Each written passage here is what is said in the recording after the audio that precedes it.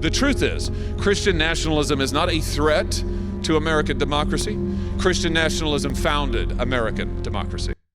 Very nice words, but happens to be wrong. I think you have to rehabilitate Christian nationalism.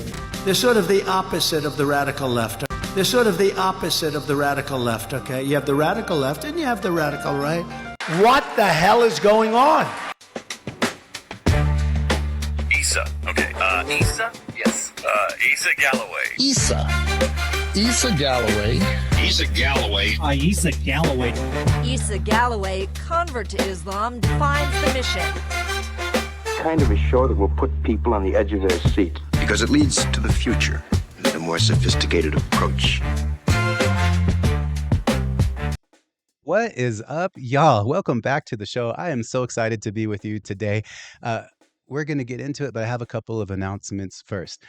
First, thank you for sticking with me, even though I've been a little bit slower on the uploads than I had anticipated. I have recently overcome some technical difficulties, and because of that, I am re-upping my commitments to you.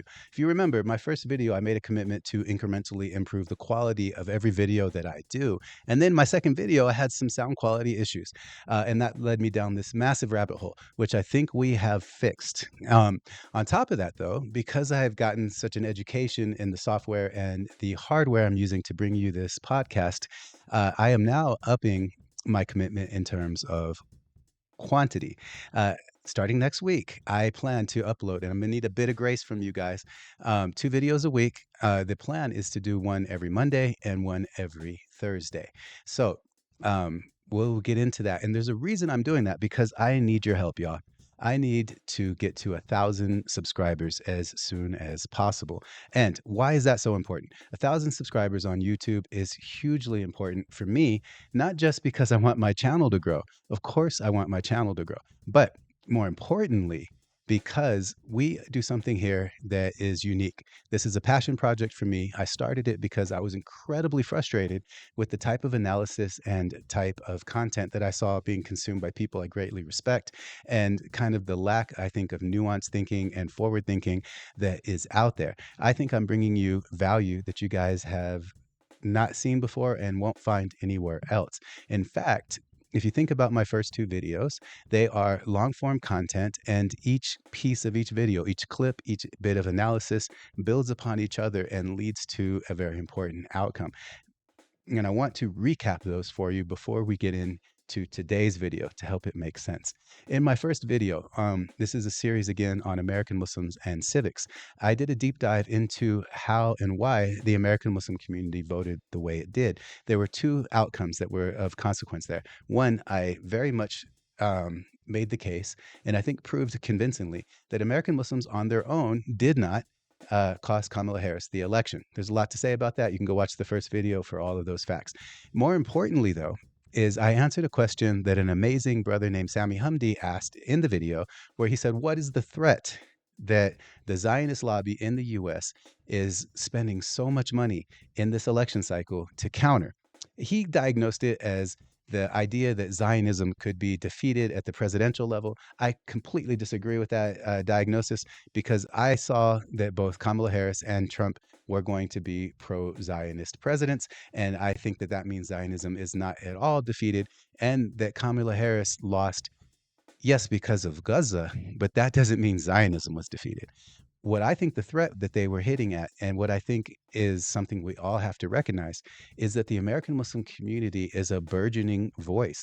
Never before in our history, at least in modern history, has the American Muslim community had so much impact, because of people and the efforts like Brother Sami Hamdi, and calling us to be expressing our morals and taking our beliefs out into the public square and calling attention to the genocide in Gaza. We have built coalitions and had influence that we had not seen before.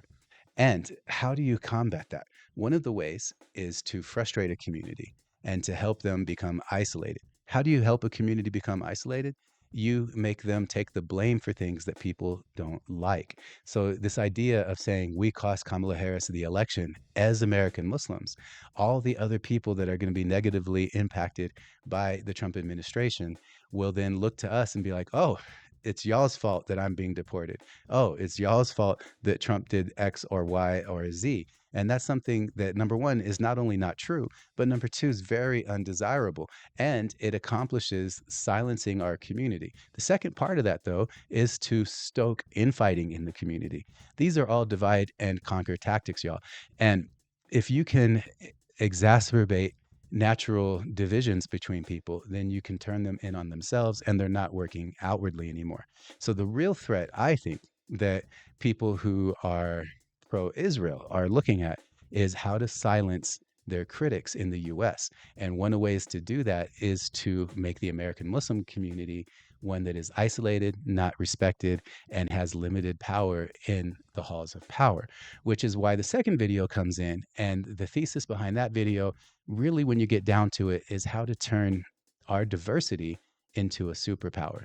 And I was promoting that idea by a yes and approach, meaning politically, meaning in activism, instead of infighting and doing ideological purity. What we should be doing is looking to where each activist group, whether we agree or disagree, whether they're astroturf or truly grassroots, if they could be of benefit and how they can be of benefit. And then using the yes and approach to, yeah, y'all do that, I'm doing this, this is how we work together, so that there's cooperation and the superpower that diversity can represent. Now, I firmly believe diversity is just a fact. I think it's neutral. It's not inherently positive or inherently negative. But if it's managed right, especially for American Muslims, being that we are the quintessential First Amendment community, because the only thing we have in common with one another is our faith, then it becomes a superpower for us because we can reach all segments of American society because we have people in all segments of American society. That means everyone has a role to play, and we just have to figure out how to play nice with one another. And the best thing about that is it is kind of the opposite of what we're getting into in today's video. The incoming Trump administration is really empowering a lot of Christian nationalists. And why is that so alarming? Because Christian nationalists weaponize their faith identity, and they do it in a way to privilege themselves at the expense of others. When I say the American Muslim community is the quintessential First Amendment community, there's a totally different approach built into that.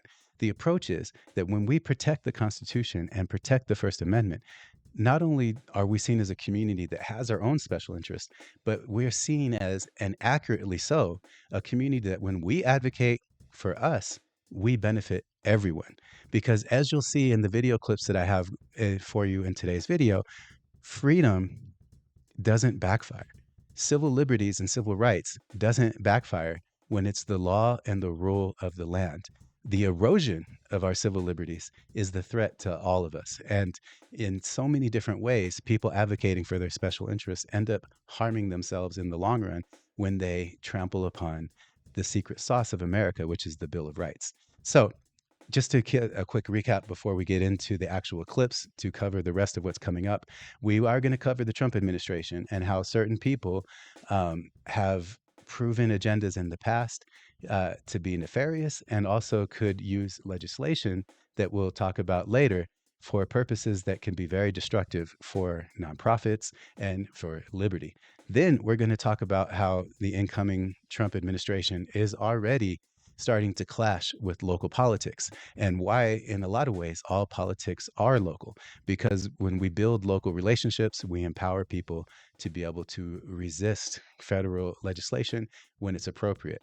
And then after that, we're going to go way back in time to when Columbus sailed the ocean blue, and we're going to uncover a hidden or perhaps even subjugated history about American Muslims, about Muslims in these lands, even before the U.S. was founded. And our legacy, very inspiring, of how Muslims have always called for the moral high ground and for the people in these lands to do better. Something that I think we need to know and that we can stand on as we move forward. And then lastly, we'll get into how free speech is under attack and tie all that together with these debates on anti-Zionism and anti-Semitism and legislation that threatens all of our freedoms. So let's get into the video right now. Meet Russ Vought. Russell Vought, the former director of the Office of Management and Budget. He's been called the most dangerous MAGA diehard you've never heard of. I am opposed to the Department of Education because I think it's the Department of Critical Race Theory. The Russ Vought were comrades in arms. Formerly a cabinet member and chief lieutenant in the first Trump admin. I want to thank Russ for doing an incredible job. I think you have to rehabilitate Christian nationalism. At a conference for religious nationalists in D.C.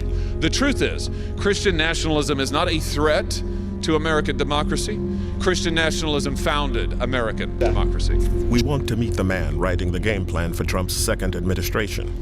Vought believes that in his first term, Trump's agenda was frustrated by what he calls the deep state.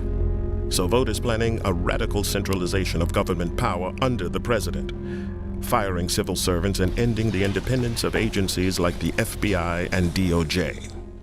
80% of my time is working on the plans of what's necessary to take control of these bureaucracies, and we are working doggedly on that. Now, guys, I want you to always embrace critical thinking. I know a lot of us have had issues with law enforcement, and for good reason. We look at law enforcement in a very protective case and a civil rights approach. However, that's not the issue here. The issue here is breaking down the independence of different branches of government, of making bureaucrats not have the ability to push back against elected officials and vice versa.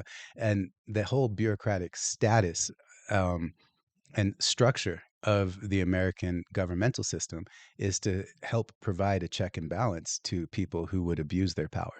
So this guy is automatically telling you that he's trying to weaken that. It's destroying their agency's notion of independence. They're independent from the president. Vought has also been preparing documents based on fringe legal theories, arguing the president has the power to use the military against protesters.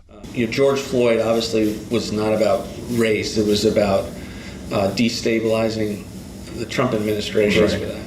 With loyalists installed in key government agencies and armed with his playbook, Vought believes a radical Christian nationalist agenda can be realized under a second Trump presidency.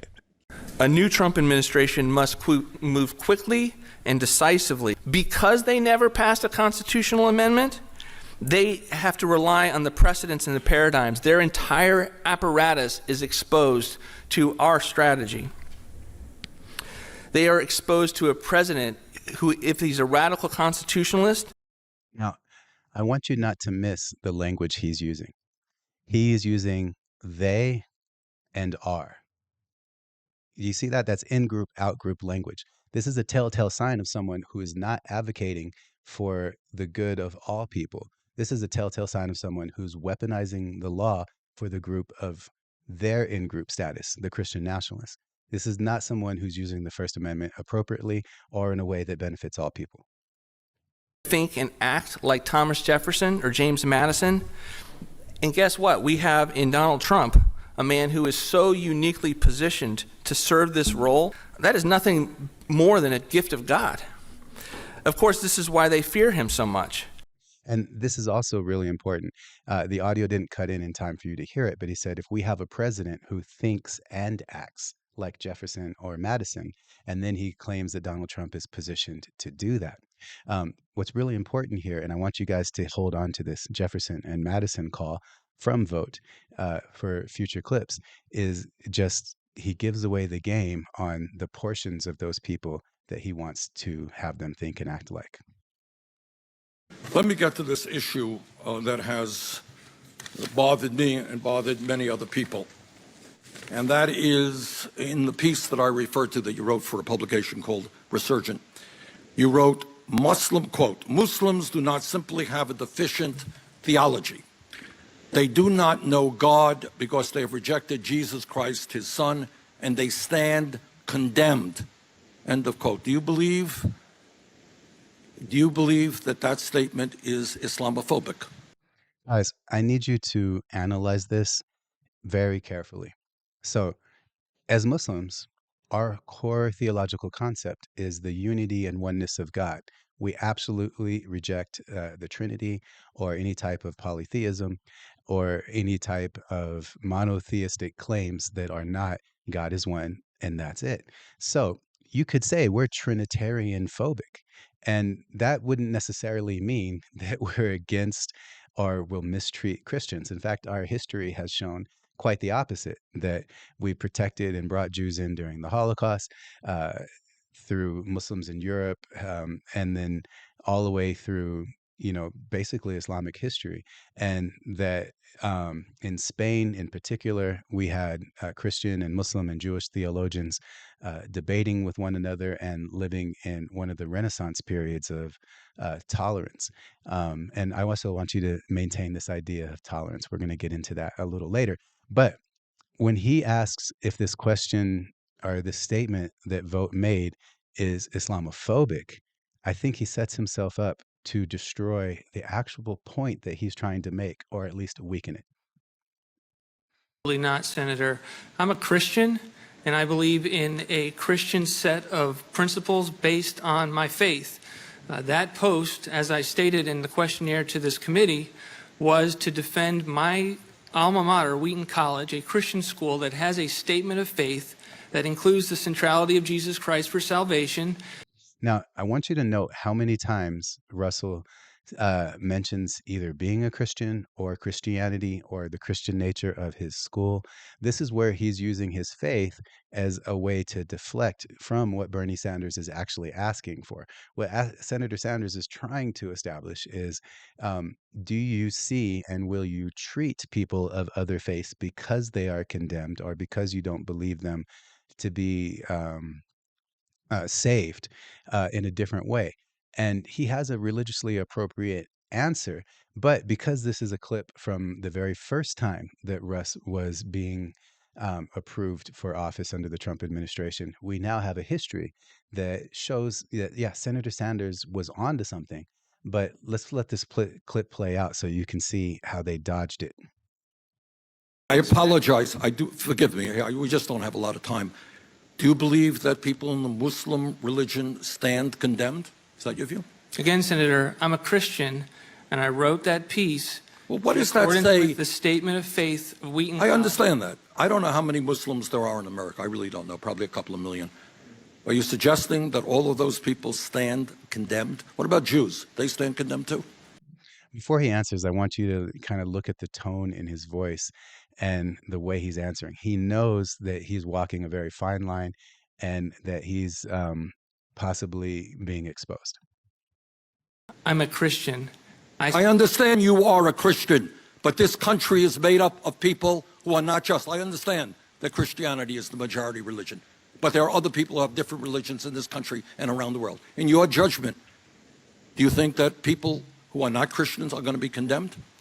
Thank you for probing on that question. As a Christian, I believe that all individuals are made in the image of God and are worthy of dignity and respect, regardless of their religious beliefs. I believe that as a Christian, that's how I should treat all individuals. And do you think your statement that you put into that publication, they do not know God because they've rejected Jesus Christ the Son and they stand condemned, do you think that's respectful of other religions? Senator, I wrote a post based on being a Christian and attending a Christian school that has a statement of faith that speaks clearly with regard to the centrality of Jesus Christ in salvation.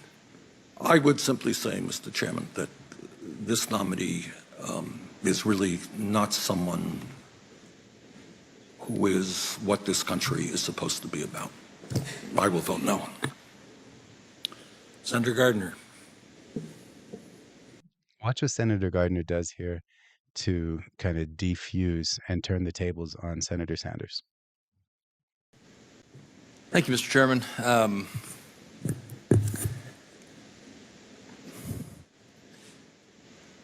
To my colleagues on the Senate committee, I hope that we are not questioning the faith of others and how they interpret their faith to themselves.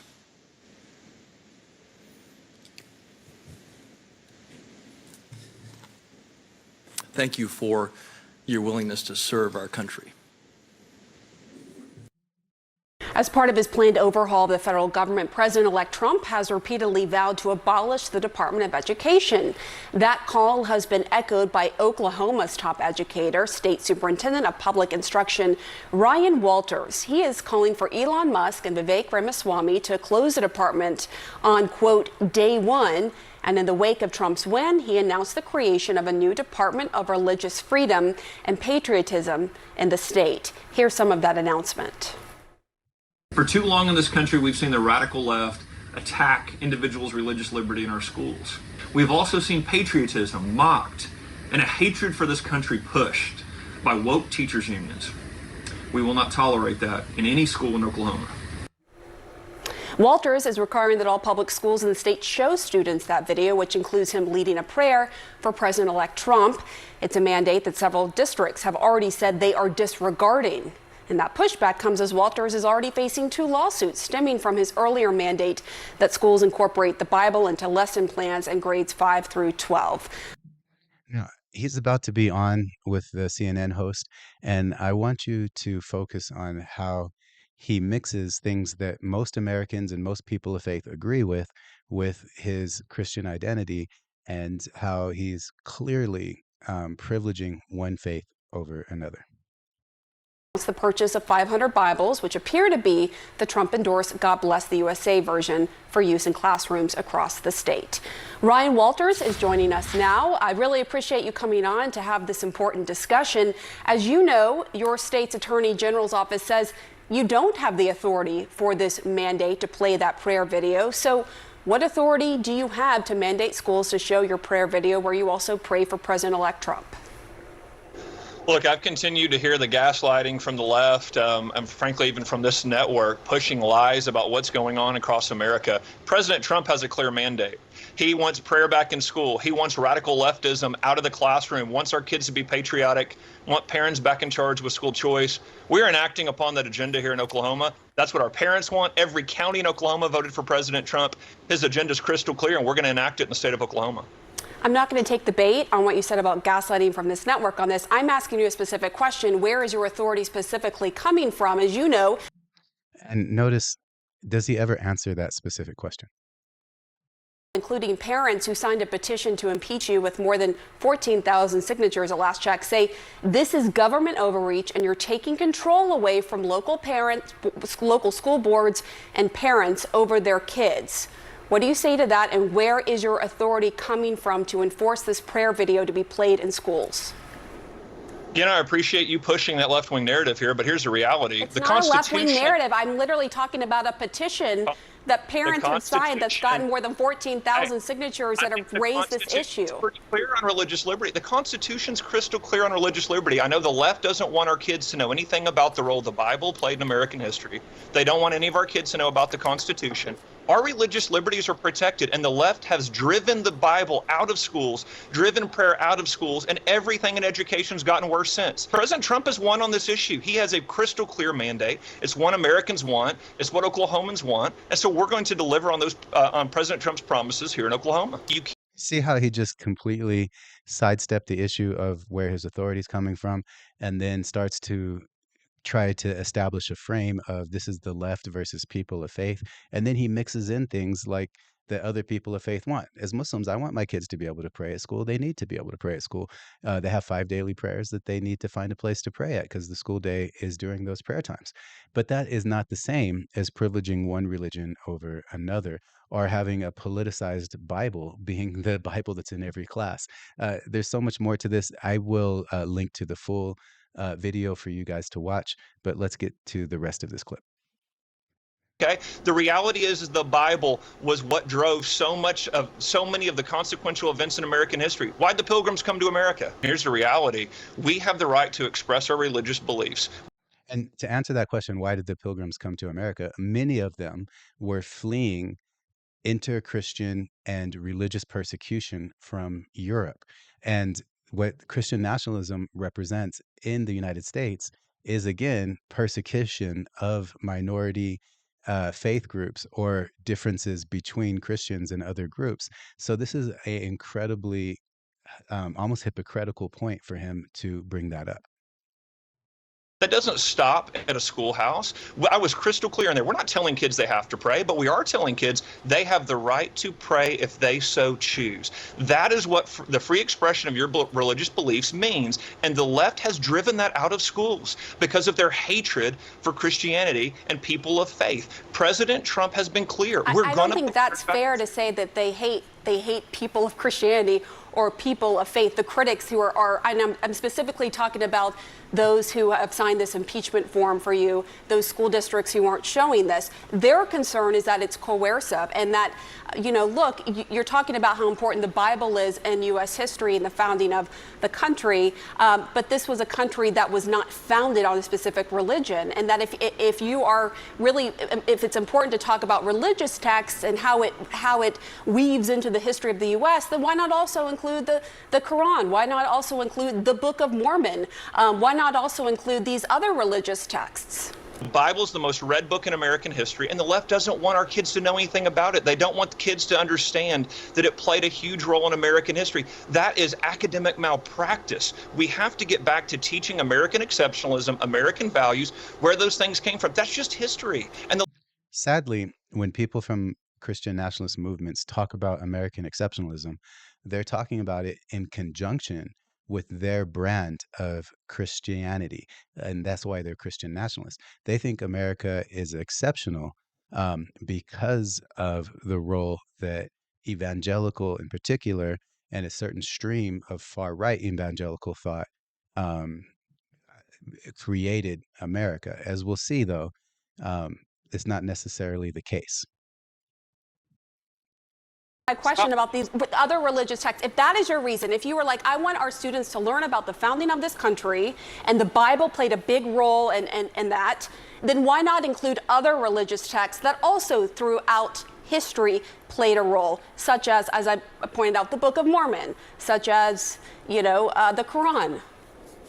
Sure, look, in a world history class, you can absolutely talk about those, but let's be clear, in American history, the Bible played a unique role in shaping this history. And you said no religion. Thomas Jefferson said our rights came from God. And again, look, maybe we all need to go back and study some of this, especially on CNN, to understand the role. Thomas Jefferson rejected part of Christian doctrine. Thomas Jefferson promoted freedom of religion. One of his top 3 accomplishments on his gravestone is promoting a law in Virginia for the freedom of religion. So if you want, and then John Adams, would you say that John Adams is a key founder of the United States? Do you think he is? Okay. Absolutely. Talked about John Adams signed a treaty in 1797 saying the government of the United States of America is not in any sense founded on the Christian religion. No, he's going to try to switch that up. This is an argument from Christian nationalists, but I encourage you all to go look into it and read the full treaty. They're trying to say that in context, he was just trying to make peace with a Muslim nation, but go read the document yourself. This is a canard. Listen. We've got to get you in an Oklahoma history class because the next line is... let's talk about Oklahoma history, because Oklahoma is 48th in the country when it comes to education. It's ranked 48th in the country. Your critics say the money that you're spending on the Bible, I'm putting Bibles in every classroom, you've asked for $6 million, should be spent in other ways to better educate the students because they're very worried about where Oklahoma is ranked in the education system. The president who chooses to think and act like Thomas Jefferson or James Madison. The difference is that Roger Williams believed that Muslims and Jews and others would be damned, whereas Jefferson didn't care about people's salvation. What he wanted was a civil society in which there was not violence in his state or in his country based on difference of religious opinion. Real quickly, we need to talk about what's coming next. We're going to talk about the clash between federal law and then local law, and how the struggle ahead of us is going to be one of mass mobilization, one of creating relationships and working in partnership with other communities. And this is why I needed to re-emphasize this yes and approach and this not adopting strategies that contribute to our isolation and think that we have more power than we realistically do. So just with that kind of premise, I want us to get right back into the video because we're going to get into a very real example of federal versus local power. threatens to put the Democratic mayor of Denver in jail. This comes after the mayor, who's my next guest, talked about resisting federal forces trying to carry out mass deportations, saying, quote, more than us having the Denver Police Department stationed at the county line to keep them out, you would have 50,000 Denverites there. It's like the Tiananmen Square moment with the rose and the gun.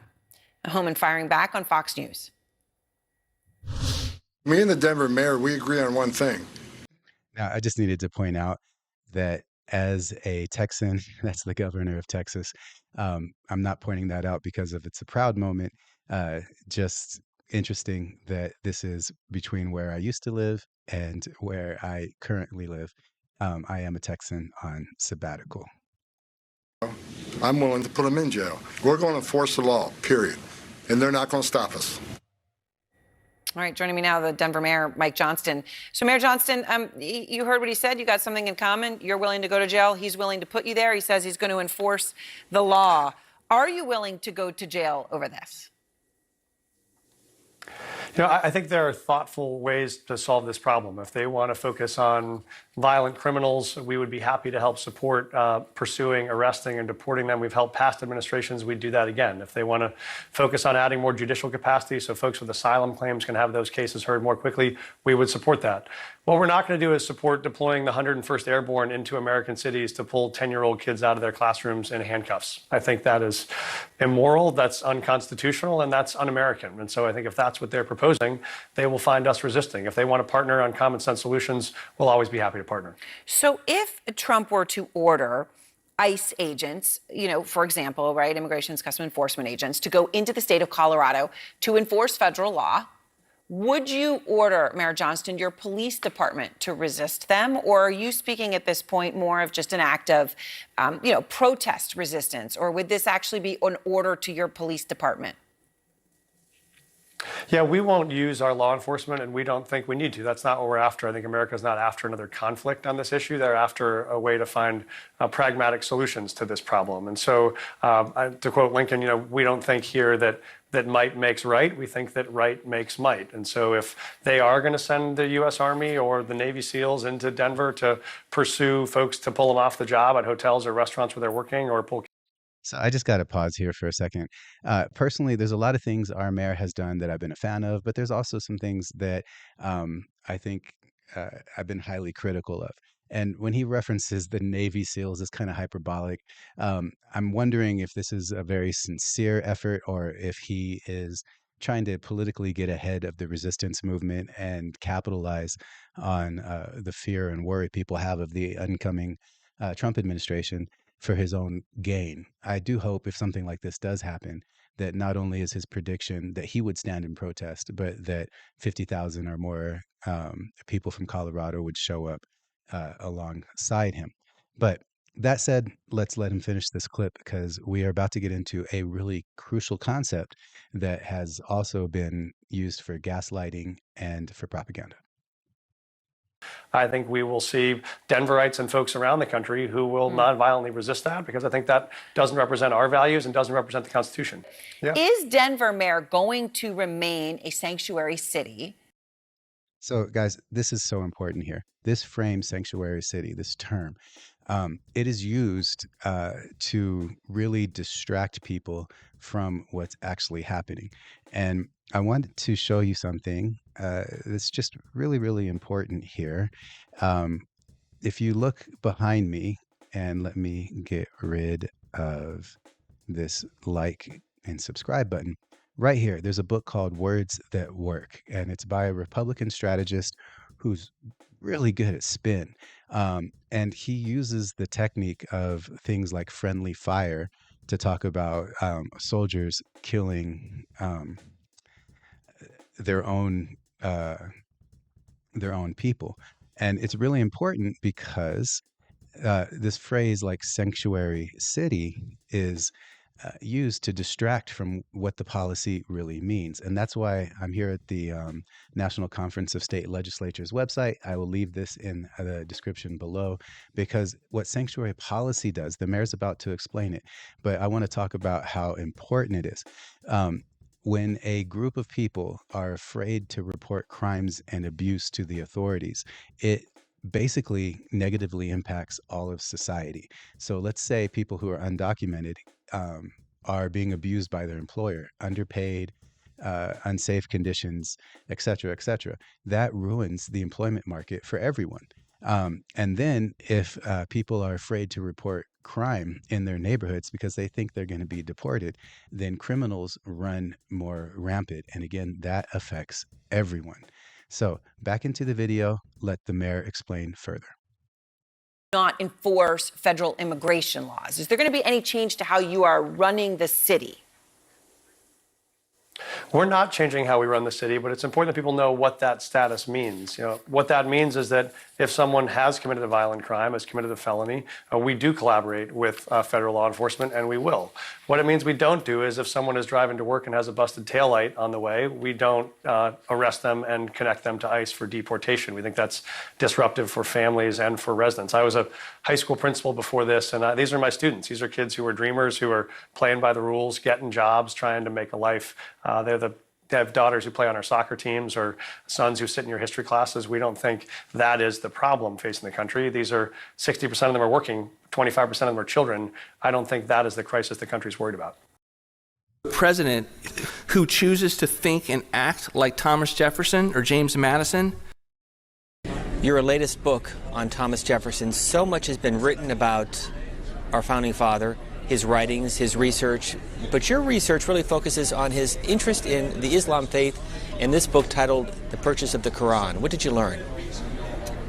Well, I was very interested in the fact that early Americans actually thought about Islam, and that Jefferson bought a Quran in 1765, 11 years before he wrote the Declaration of Independence. What's interesting is that throughout his life, he would be engaged with diplomatic matters in the Islamic world, and he would be interested and purchase many books about the Middle East. The Quran is an early purchase, but what we see is that in his political life, although he didn't always get things about Islam right, he did advocate for the civil rights of Muslims.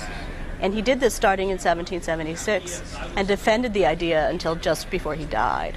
He also demonstrates at key points that he understood the faith. So, for example, when a Muslim ambassador, the first to visit Washington, D.C., visited him as president in 1805, Jefferson moved the time of a state dinner from 3:30 to sunset because it was Ramadan. And Thomas Jefferson was also hosting dinners at the end of Ramadan for Muslim diplomats in the White House. Wow. Jefferson once said that he knows the American experiment is a success when we can get a Muslim as a president.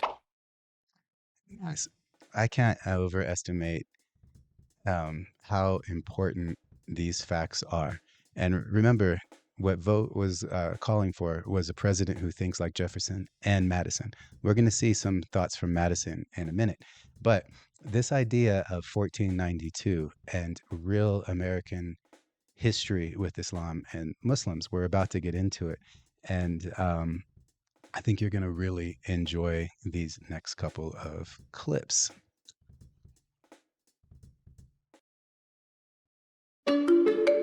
This is a portrait of a man brought to America to work as a slave.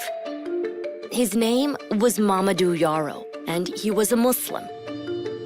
He was painted in 1819 by the famous Revolutionary War portrait artist Charles Wilson Peale.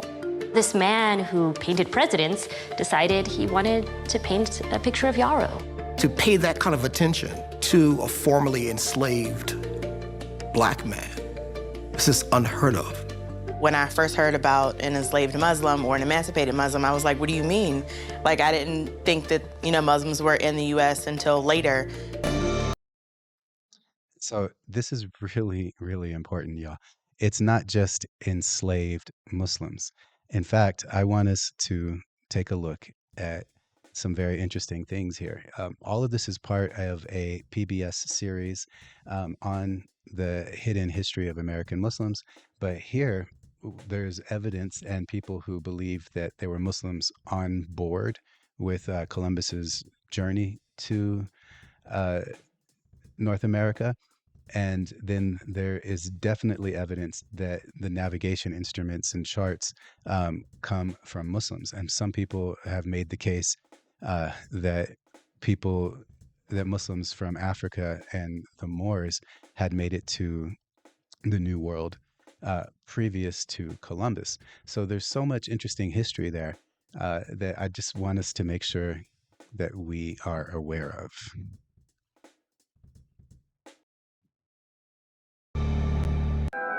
Nicholas Said walked into the United States a free man before the Civil War started. He was from the Kingdom of Borno, that area that is now northern Nigeria. He arrived in 1860, joined up with the 55th Regiment, and he said, because all my people seem to be doing so. Said is an unusual recruit. Whoever's in charge of the unit notices how well educated he is, and so he becomes a clerk rather than a frontline fighter.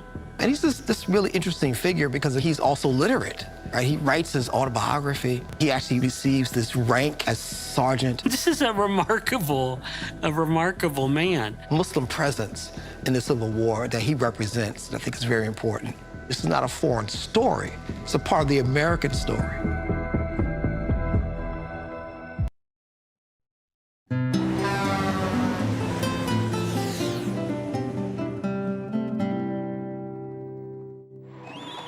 Just off I-10 in the town of Quartzsite stands a pyramid gravestone to a curious name still celebrated in these parts, Hajjali. Hajjali was actually Haji Ali, a Greek-Syrian immigrant who came to the United States in 1856. He worked for the Army as the caretaker of a herd of animals being used in an experiment aimed at establishing a new way to transport goods across the southwestern deserts, by camel. The Civil War ended the Army's fascination with the camels, and they were turned loose in the desert. Hajjali remained a faithful Army scout for some 30 years and died in Quartzsite in 1902. Wild camels were spotted in Arizona as late as 1935, and some believe they still roam the desert. A haunting and romantic legacy of Hajjali, whose monument still attracts thousands of visitors every year. It's not just that the monument attracts thousands of visitors every year. I encourage all of you, when this video is over, type Hajjali into your YouTube search. You'll find folklore and folk songs about him. And also, they have a parade for him every year, sometimes with live camels, sometimes with these folks here looking like they're having a hilarious and good time. And one of the most interesting things for me and people who are friends of mine is that Haji Ali was actually a convert to Islam. He got the name Haji for completing the Hajj and adopted the name Ali. But he arrived, and he's the first documented Muslim to arrive in Texas. So he arrived in these shores through Texas, and then his camel work went up and down the Colorado River. So again, this bit of history hits really close to home for me, and I just wanted to make sure that we never underestimate the ability for one person to make a tremendous impact. I think this should inspire all of us. At the National Archives in College Park, Maryland, there's evidence that Muslim attempts to end slavery in the U.S. extended well beyond our shores. Logs from the American consulate in Tunis, North Africa, date back to 1864. They contain the translation of a letter from a prominent Tunisian official, Major General Hussein. Tunis, an autonomous province of the Ottoman Empire, had abolished slavery some 20 years earlier, citing the moral principles of Islam. In this letter, Major General Hussein urged Americans to end slavery too. O inhabitants of America, since God has permitted you to enjoy full personal liberty and to manage your civil and political affairs yourselves, while many other people are deprived of such distinguished privileges and blessings, it would not tarnish the luster of your crown to grant to your slaves, as an act of gratitude for the favors God has bestowed on you, such civil rights as are not denied to the humblest and meanest of your citizens. Humanity invites you to eradicate from your Constitution all that can give countenance to the principle of slavery. Wow. Guys, every time I hear that, I get chills.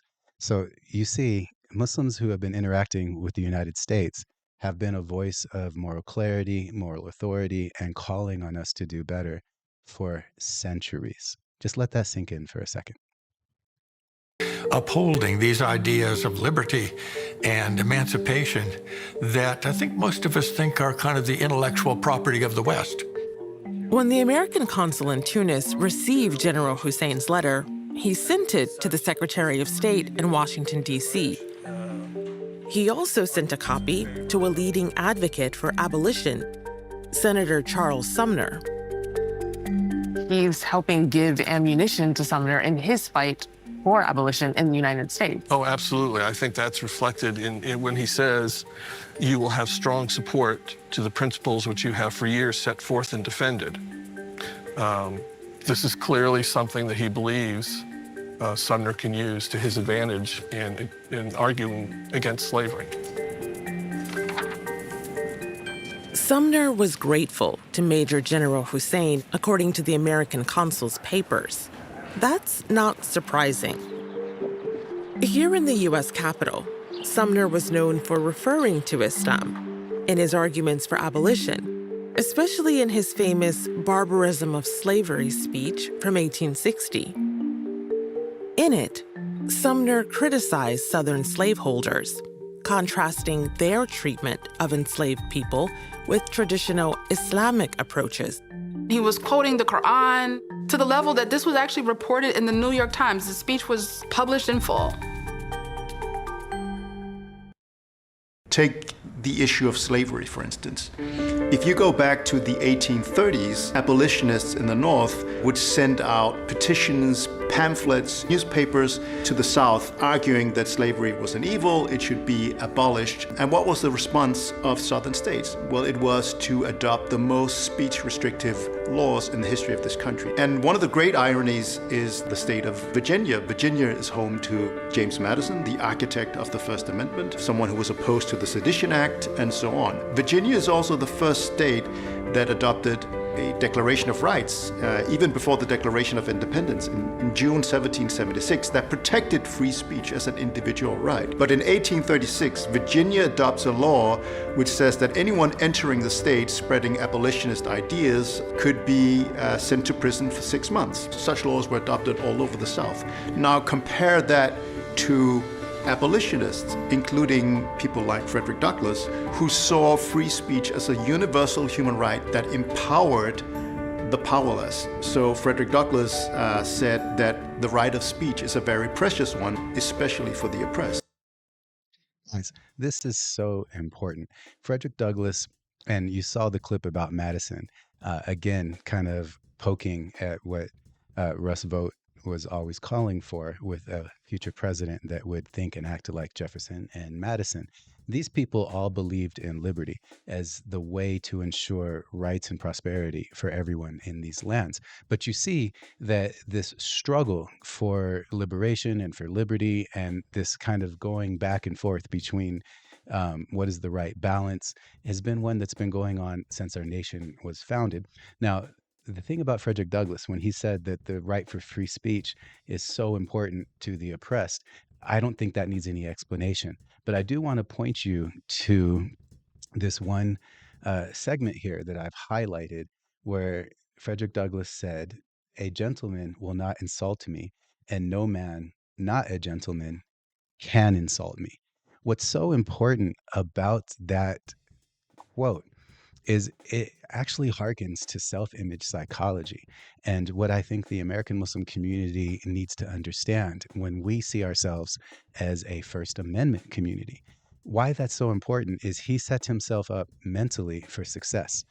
Basically, if you're a gentleman, meaning you're at or even higher than his level, you won't insult him because of the character that you represent and that you've inculcated and that who you are. And anyone below my level who's not a gentleman, they can't even insult me. They can try, but it doesn't reach me because I'm already above them. And this is why I say, as American Muslims, the difference between us and the Christian right is the Christian right is weaponizing their faith identity, where we as a community are using our faith identity to advance liberty for everyone.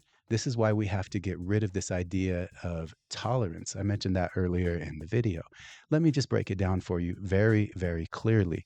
We can all tolerate a rash. I mean, nobody likes them, but you're not going to chop your arm off because you have a rash. We can all tolerate people that we don't like or don't respect. Sometimes they're in our own family, they're definitely in our own community, and they're in the workspace. But that doesn't mean that we actually respect them. And the difference here is that the American Muslim community, as the quintessential First Amendment community in these lands, has to embrace the idea of mutual respect. And this is a way to say that when we advocate for the First Amendment, we are advocating for liberty for all people, and that we need people to respect us and not tell us what we should believe, especially when it comes to morals and theology.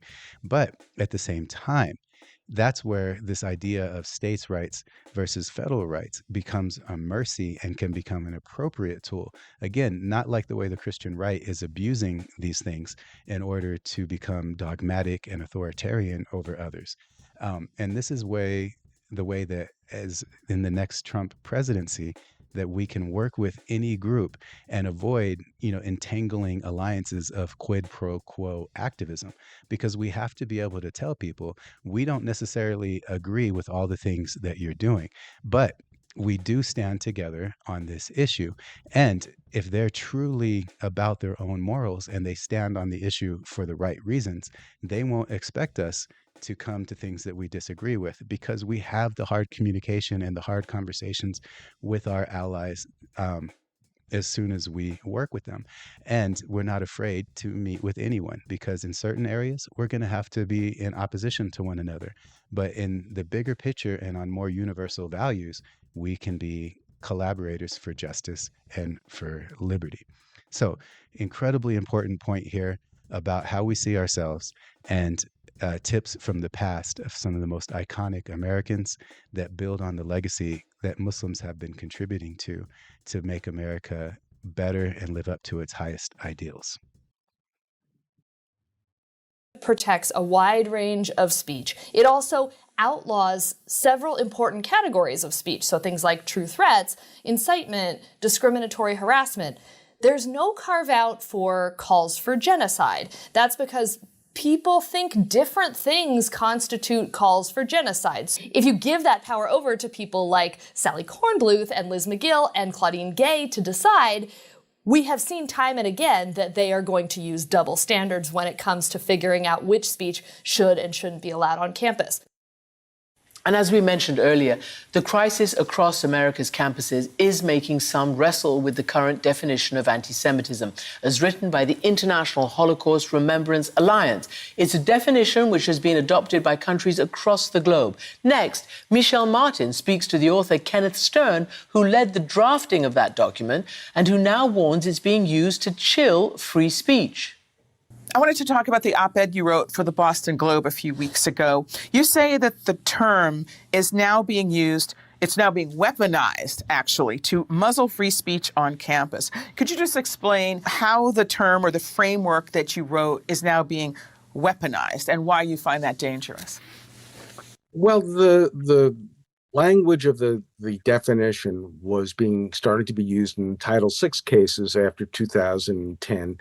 And it was looking at issues like what a professor was teaching, what speakers were coming into campus, what texts were being assigned, things that clearly are the heart of academic freedom. The pressure is on administrators when they know that people are poised to sue when certain speech is happening on a campus that may trigger somebody to file a Title VI case. They're more likely to try to suppress that speech or counter that speech, because part of what they do in their day job is to protect the university from being sued. So I see it as not only just a question of the legal question, I see it as intentionally trying to create a chilling effect, and I don't think that's appropriate. You counter speech With other speech, you don't use instruments of law to suppress speech, and that's how I see it's being used. And it's also becoming a symbol in a way that's really troubling to me too, about, being concerned about anti-Semitism, which is the, work I've been doing for decades. Once we try to reduce things into, is this anti-Semitism or not, This is really important here, and it goes back to the idea of being a people of benefit and standing for justice for all people and mutual respect. He's going to make a comparison that at first doesn't seem to make sense, but if you bear with him, it shows incredible importance of intersectionality and for us how to do it in a more strategic and appropriate way. On so many things about how anti-Semitism works in the real world. We'd all consider the Tree of Life shooting clearly anti-Semitic, but the shooter at the Walmart in El Paso a few months later had the same ideology. He was worried about the fevered pitch about immigrants destroying our country. We look at one as anti-Semitism, we don't look at the other as anti-Semitism. When I talk to synagogues, and I say, if you're just concerned about anti-Semitism, what concerns me most is not necessarily what people are saying about Jews. It's what politicians and others are saying about anyone among us as a danger, whether it's immigrants or Muslims or others, because once you prime that pump, that inevitably leads to people getting into these buckets of thinking that are sort of conveyor belts to conspiracy theories. On top of that, I worked at the American Jewish Committee for 25 years. I jealously guarded the term anti-Semitism. To have a sting, it has to be used only in the clearest cases. So I'd always default to not. Now there's a push to make it almost ubiquitous. And when everything becomes anti-Semitic, nothing is anti-Semitic. And that makes it harder to fight anti-Semitism. So this is an incredibly important point. And what he's talking about here is the basically anti-Semitism definition from a group called the International Holocaust Remembrance Association. And the problem is, because it's international, this definition doesn't fit within the First Amendment and protected free speech of an American sense. So that clip about free speech, both of them were from organizations right here, this group called FIRE. And this is an action alert to oppose the adoption of that definition that even one of its lead authors is now warning about. I will leave this and other links into the description so that you guys can take action.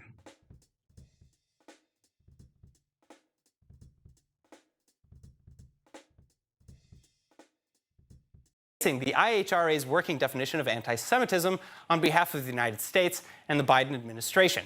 And this putting the White House firmly against those who argue that the IHRA definition stifles free speech and legitimate criticisms of Israel. The International Holocaust Remembrance Alliance's definition, including general hatred towards Jews, Holocaust denial, and denying Jews the right to self-determination, like by alleging that Israel's very existence is a racist or colonial endeavor. And in a letter to the president of the American Zionist movement in the United States, Blinken affirming that the U.S. is eager to counter Holocaust distortion and to combat anti-Semitism and other forms of intolerance, both abroad and at home. Anti-Semitism has morphed into many shapes over the last 2,000 years. So I would like to just make sure that you guys get both sides of this issue, the people pushing for it and the people opposing it. This is from the ADL and the Jewish lobby. And I want you to look very carefully to the examples and the arguments that they make. Define it. Anti-Semitism is a certain perception of Jews which may be expressed as hatred towards Jews. It even includes examples to help you call out hate when you see it, such as the distortion or denial of the Holocaust, denial of the Jewish people's right to self-determination, and the comparison of Israeli policy to that of the Nazis. Some people argue such a definition would be a violation of the right to free speech. It is not. In fact, this definition does not change any laws or criminalize any speech. Now, just remember that we've talked at length about how statutes, definitions, and other legislation can have unintended consequences. And that's what one of the authors of this definition was just warning about.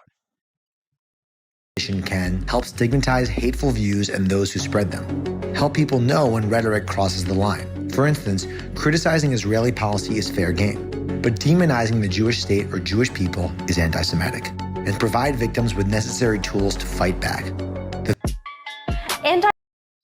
So, just real quickly, this is a Jewish group that is also concerned with anti-Semitism, but is opposing that definition. So let's look at their reasoning. Today. It's real and it's a threat to Jewish communities. Fighting it is a must. Knowing what anti-Semitism is and how to identify it is important if we're going to fight it. But currently there is an organized effort to conflate anti-Semitism with legitimate criticism of Israel. The International Holocaust Remembrance Alliance, or the IRA's definition, does just that.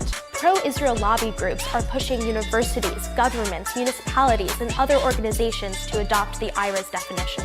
The IRA's definition could have disastrous consequences for anyone who stands for Palestinian human rights or anyone who cares about freedom of expression or academic freedom. Here are 4 reasons why you should oppose the IRA's definition of anti-Semitism. The IRA's definition of anti-Semitism has little to do with actual anti-Semitism. Its goal is to stifle legitimate criticism of Israelis.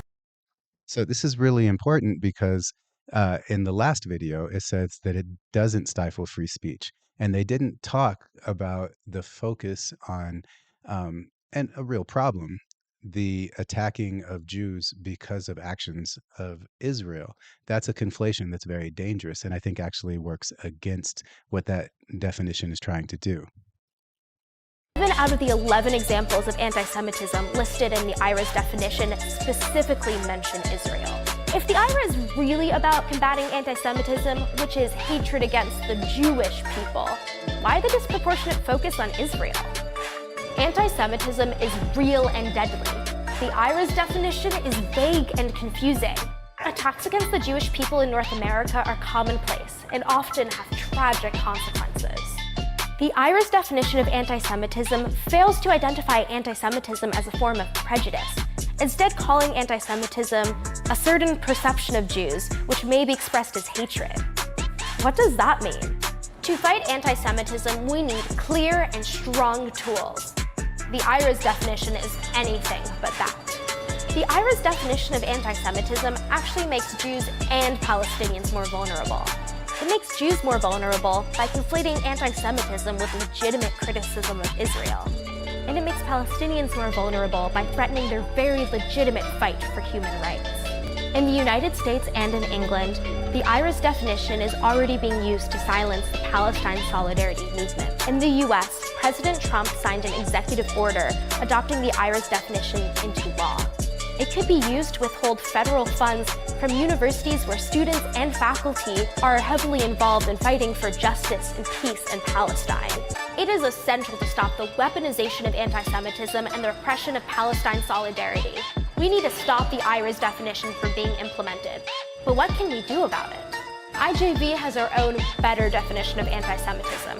We recognize where the real hate is coming from: fascists, the far right, and other hate mongers, not human rights activists. Plus, we clearly define anti-Semitism as a form of bigotry that's linked to other forms, like white supremacy and Islamophobia, because anti-Semitism cannot be fought in isolation. We need to fight it together, because together we are stronger. Fight anti-Semitism and white supremacy, not freedom of expression. No IRA. So this is really important. I mean, they mentioned the concept of Islamophobia. I have a full series of articles called Islamophobia is Stupid, about how that affects our self-image psychology. And I'm going to do some future videos on that. But this idea of being able to work together with other people is also incredibly important. And I want to just really quickly introduce what's coming next, because these ideas of creating laws to combat hatred hasn't worked in the past, y'all. So let's get right back into the clips.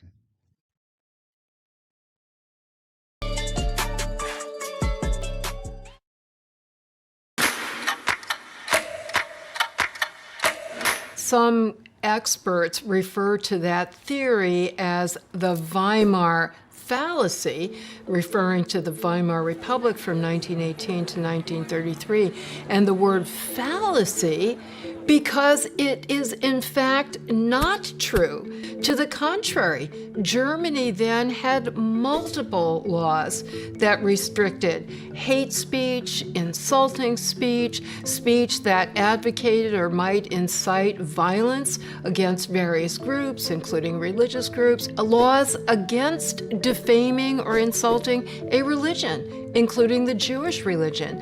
And all of those laws were very strictly enforced, including by the leading Jewish organization at the time. There was a very large organization, I think it's quite similar in concept to the Anti-Defamation League in the United States, that had offices all over Germany and made sure that all of these laws were regularly enforced through both criminal prosecution and civil lawsuits. And many of the leading Nazis were repeatedly prosecuted and convicted and even served prison times. There were court orders suppressing the publication of various Nazi newspapers.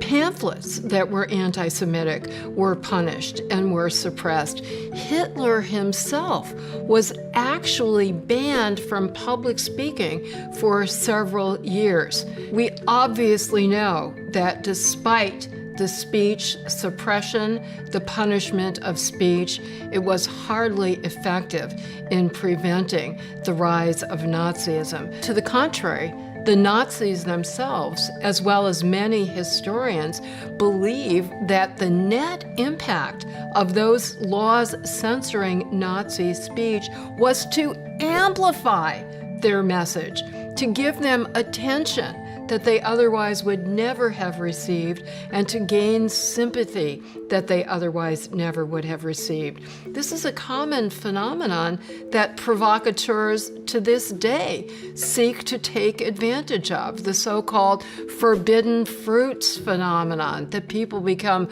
more interested in an idea or an expression when it gets the publicity of being subject to censorship. Guys, this is so important. I think that it is crystal clear at this point that history doesn't repeat itself, but it definitely rhymes.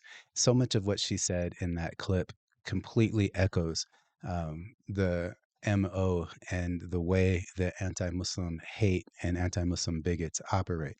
And the idea of repressive laws trying to prevent hatred is just something that has not historically worked.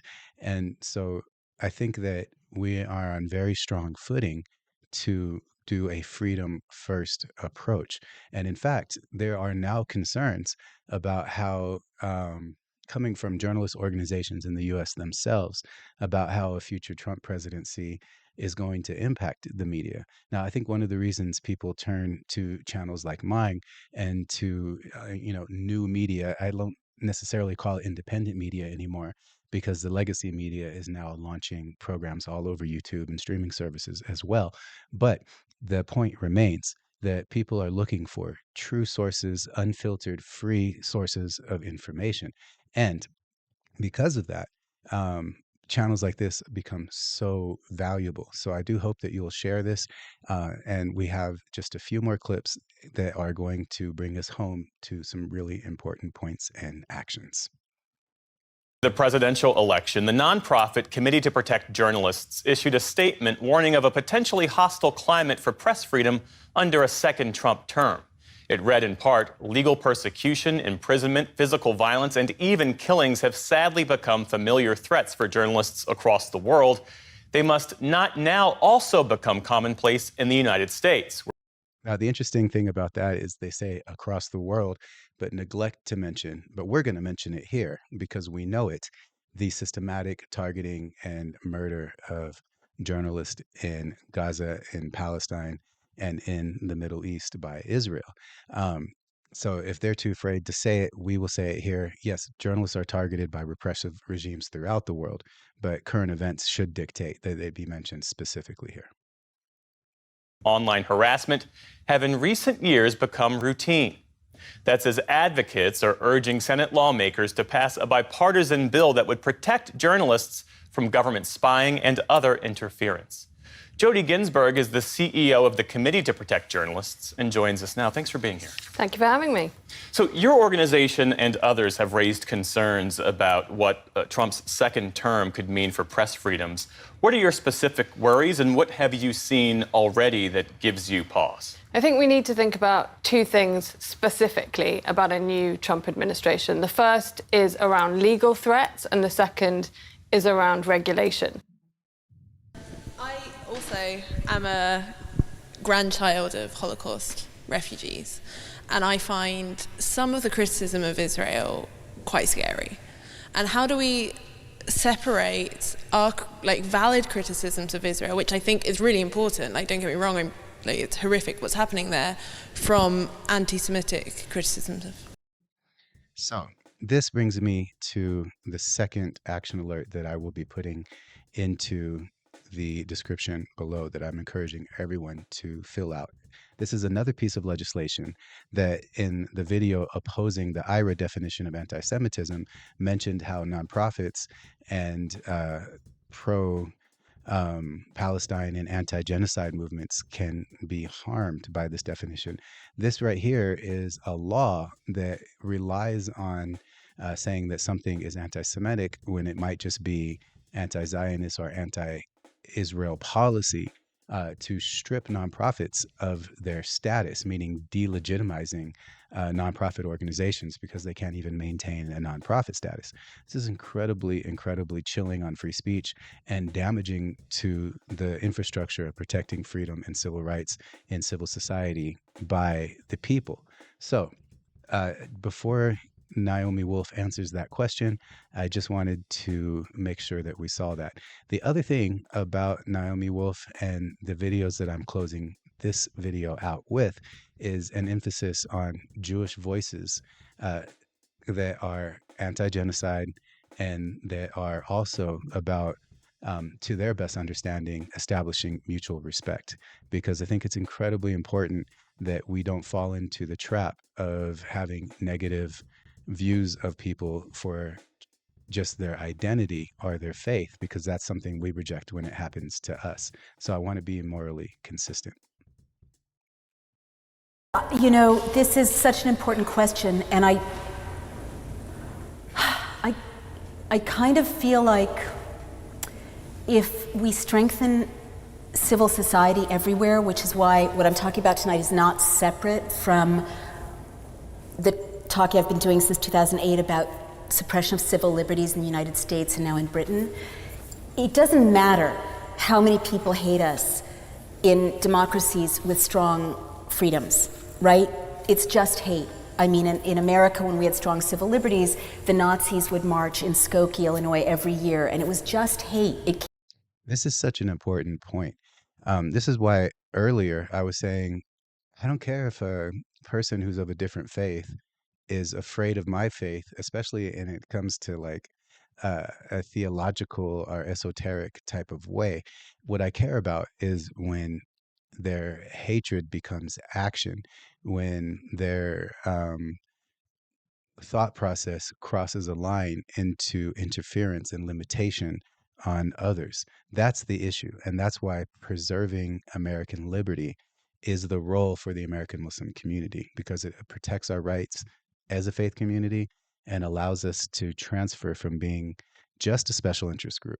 We should advocate for our interests proudly and unabashedly, but we should always remind people that when we protect our interests, it benefits them. I mean, in America, when we had strong civil liberties, the Nazis would march in Skokie, Illinois every year, and it was just hate. It can't hurt you that much as long as your civil liberties are protected. But when you get this erosion of civil liberties in Britain and America, everybody's at risk.